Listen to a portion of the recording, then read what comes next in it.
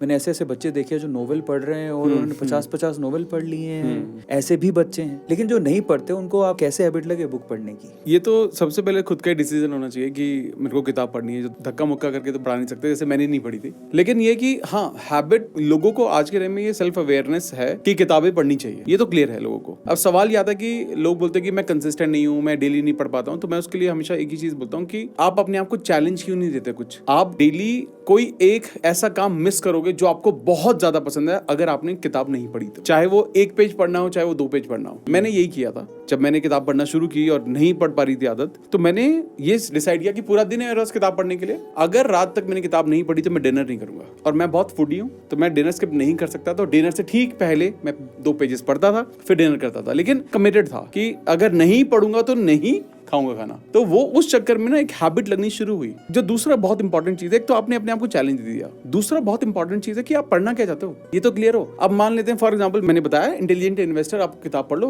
पैसे के ऊपर बहुत अच्छी किताब है। अब लोगों ने कहा यार ये तो अमित बता रहे हैं, इनके चैनल पर आ रहा है अरविंद जी के, तो ये तो बहुत बढ़िया किताब होगी, पढ़ ही लेता हूं। लेकिन नहीं, आपको वो किताब नहीं पढ़नी है। आपको वो किताब पढ़नी है जो आपको जरूरत है ना। आप देखो ना, आप किस स्टेज पे हो लाइफ में, आप क्या जानना चाह रहे हो, आपके सवाल क्या है। क्योंकि दुनिया में जितने सवाल हैं उसके जवाब किसी ना किसी किताब में लिखे हैं। आपको सिर्फ ढूंढना है कि मैं इस सवाल का जवाब कहां से ले सकता हूं, और आपको वही पढ़नी चाहिए।